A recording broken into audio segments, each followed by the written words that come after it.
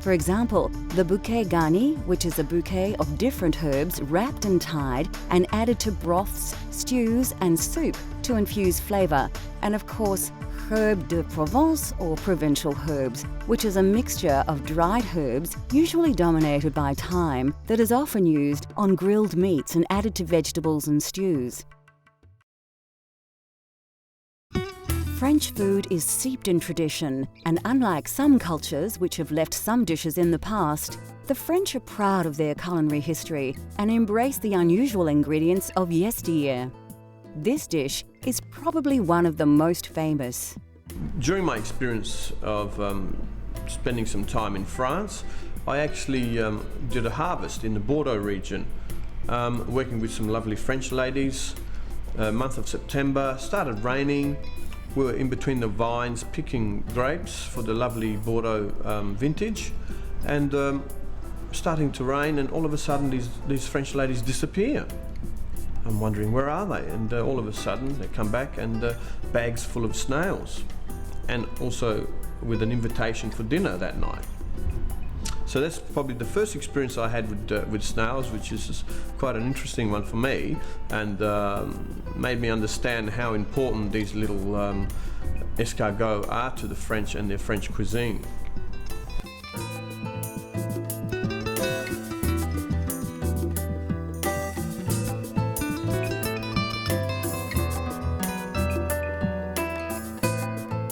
For this dish, you will obviously need some escargot, or snails. Now don't just grab them out of the garden though. Snails need to be purged or prepared for consumption, and are generally slow cooked in stock to soften the flesh. Also, for this escargot entree, you will need some other basic ingredients.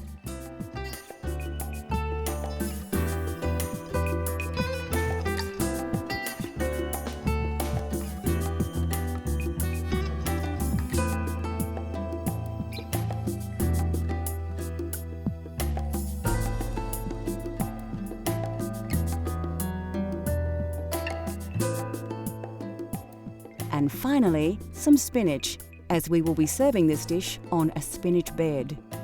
First of all, chop your cured veal, finely chop the walnuts and chop your garlic. This dish is quite rich with garlic flavour, more so than the majority of French recipes. Some dishes use whole cloves, but escargot requires a strong infusion of the herb. Finely chop the parsley and put it aside for later. You will also need to prepare your spinach. Select some of the nice leaves from the bunch and remove the woody stem right up to the leaf. Then slice the long leaves in half and bunch them together to chop. Now we are ready to cook. Pour some oil in the pan and add some butter also.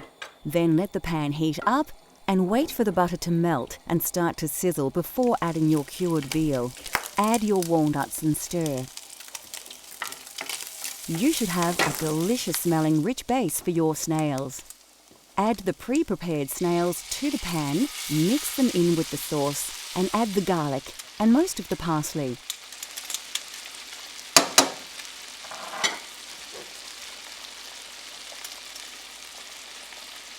Cook the garlic and parsley through for a minute or so to release the flavours. Then add a little of the juice stock from the snails. Now add the white wine and simmer for a few minutes before putting aside while you cook your spinach. You can season a little here if you like. Don't forget to taste as you go though. Oil and butter another pan as you did earlier. Take your chopped spinach and place it in the pan to fry. Ensure it is well coated with butter. Season with a little salt and pepper, add a little water, then cover and simmer for a few minutes. Now your escargot on a bed of spinach should be ready to serve. Place the snails back on the heat just to bring up the temperature. Then plate up the spinach. Pour some of the butter from the spinach pan onto the escargot and give it a quick mix before serving on the spinach bed. Sprinkle on some fresh parsley, and there you have a delicious, famous French favourite, escargot. Bon appétit! Coming up on Cultural Flavours, a slow-cooked provincial favourite, and we learn to cook a classic yet simple French dessert.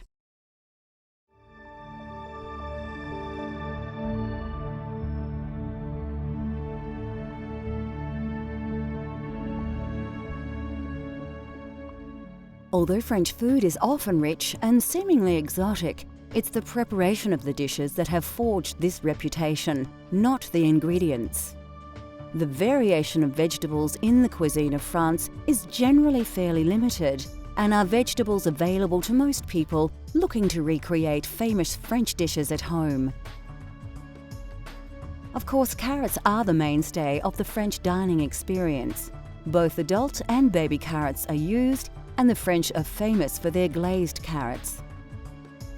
Although originating in Peru, the potato has become popular in France, but not until the early 1800s. It is thought to have been introduced to the region by Spanish sailors and soon replaced the turnip as the main root vegetable due to its easy cultivation. The turnip still has its place in the local cuisine though, as it is much more flavoursome. Leeks are popular in France and prized for their onion and cucumber-like taste. The white base is more often valued, but the green leaves are often used to wrap the bouquet garni. The familiar purple aubergine or eggplant features in the food of the region, as does zucchini. Mushrooms also play a vital role in French cuisine. Fitting into the seasonal nature of the cooking across France, mushrooms that usually start to appear after winter are a popular ingredient in hearty meals throughout the spring. Like Italy, truffles are highly prized and are one of the few places that have a thriving truffle industry. Originally a peasant dish, beef bourguignon or French burgundy has become a popular mainstay of French cuisine. A simple dish that is easy to cook, beef burgundy needs little preparation, but it does require a few hours to cook and is best served the day after.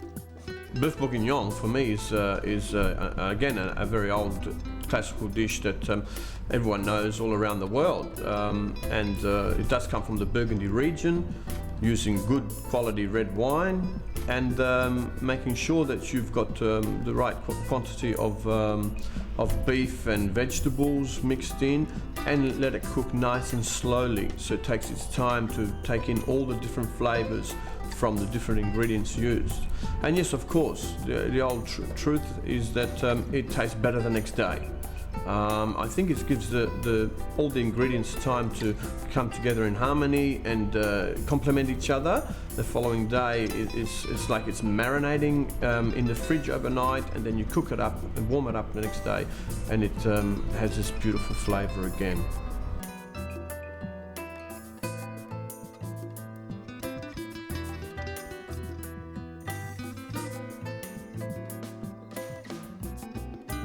For this hearty provincial stew, you will need a quality cut of meat and a range of fresh vegetables.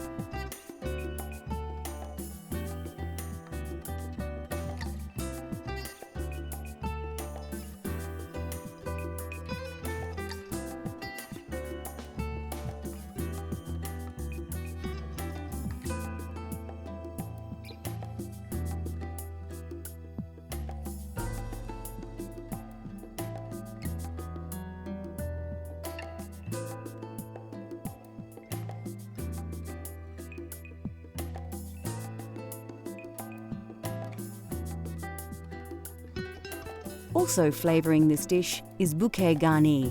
You can make this yourself using leek leaves and fresh herbs tied in a bunch with string.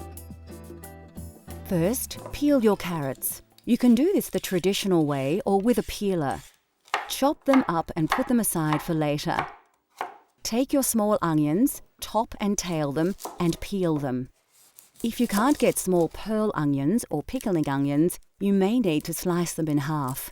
But don't chop them. Chop the large onion as normal for frying. To prepare your mushrooms, like the onions, you may need to chop them. If you have access to tiny button mushrooms, use them whole. Peel and chop your garlic very fine if possible, and finely chop your parsley.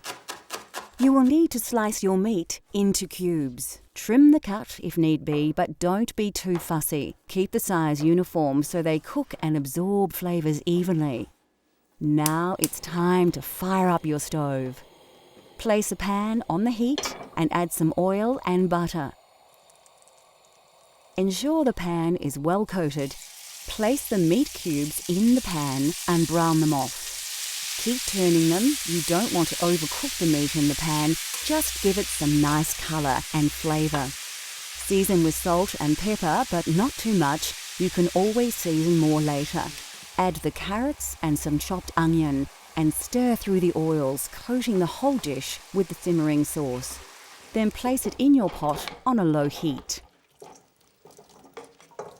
Sieve some flour over the mixture and coat well. This adds texture to the dish and keeps the meat together.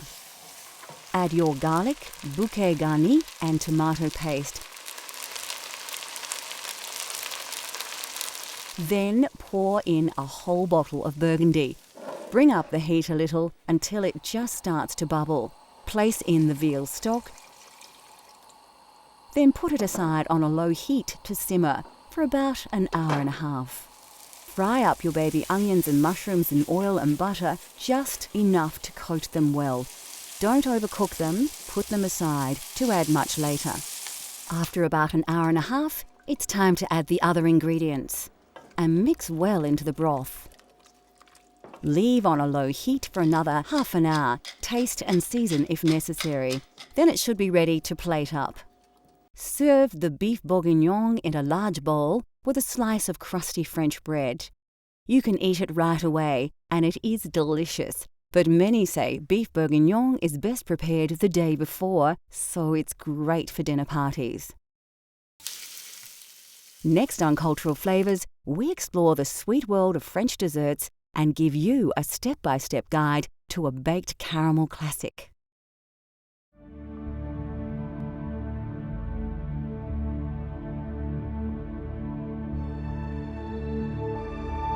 One more thing the French are famous for are their desserts and pastries. Considered the home of modern desserts, France is rich with tasty sweet dishes that have evolved over hundreds of years of food appreciation. French desserts are popular with home cooks, as anyone can try their hand at the multitude of dishes, and the ingredients are readily available.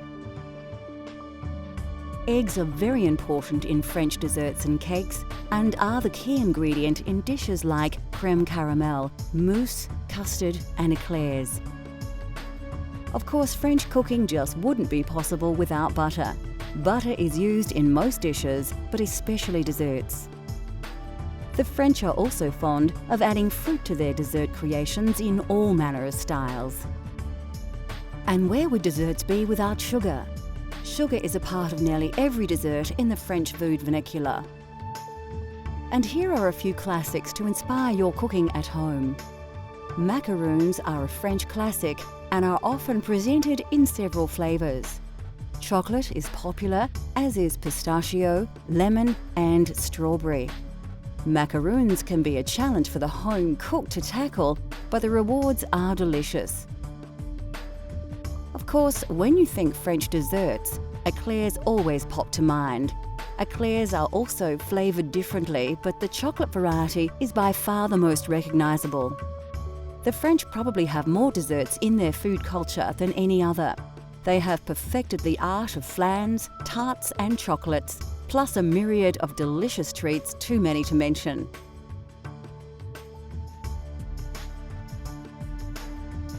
Another aspect of French desserts is, of course, the visual creativity.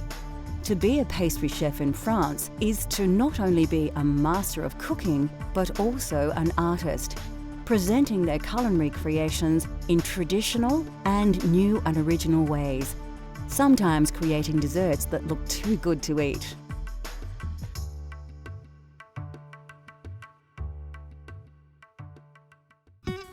The French have made a true art out of desserts, yet they need not be complicated. The trick with this dish is timing. Let things cook too long and it will be back to the mixing bowl for another try. Well, the reason why I chose crème caramel is because it's an old classic and everyone knows it. Also, I think that the art to making a good cream caramel is all in the cooking of the caramel, making sure that you don't let it go too dark and bitter.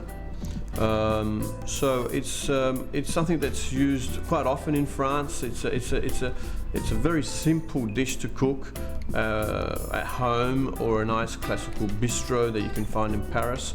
You'll find it on virtually every menu that you can find in France.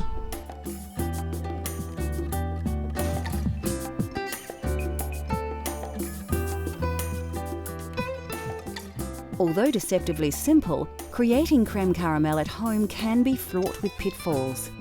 We'll show you how to create this dessert step by step.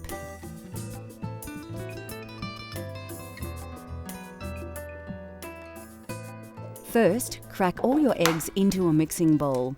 For this recipe, it's not necessary to separate the whites and yolks, so we're off to a flying start. The next step is to add your sugar.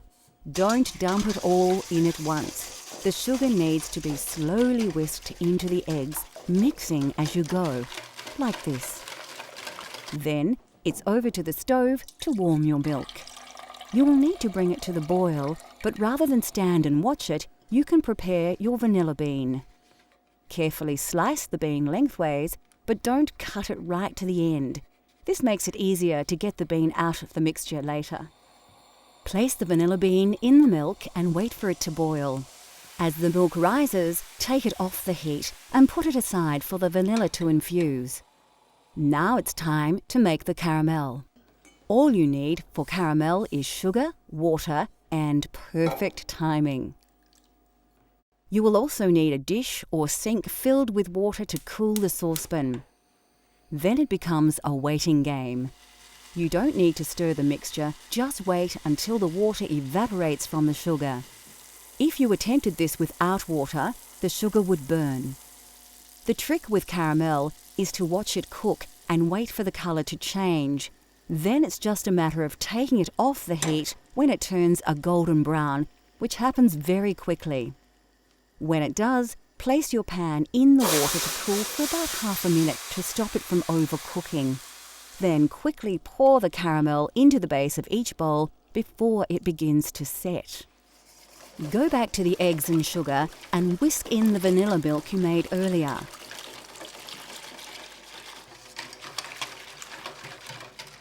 Find the vanilla bean and scrape the seeds out into the mixture. Then you need to remove the bubbles or they will appear in your final dessert. Use a ladle to work the bubbles off the top of the milk and put them aside. You won't need them. Ladle the mixture into the bowls on top of the now set caramel. You'll notice we have the bowls in a bain-marie. Of course, we will fill this with water to just below the top of the bowls and it will prevent the dessert from burning while cooking. Place the bain-marie in the oven at 180 degrees for about 40 minutes. Carefully take them out of the oven and they should be browning on top.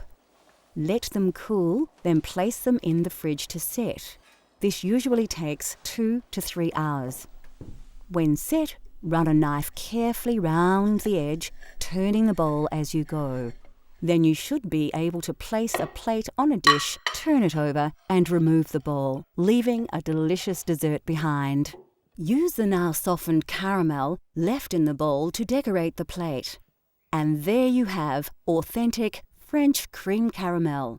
If that doesn't make you hungry, nothing will. We have barely touched on the food of France, and we could easily fill a whole series with amazing culinary creations from the home of fine cuisine. Unique thinking and centuries of experimentation has provided us with the foundation of many modern cooking techniques. Cultural Flavours continues to explore the world through the diversity of food. Let Cultural Flavours take you on a gastronomic journey so you can experience the tastes of the globe at home.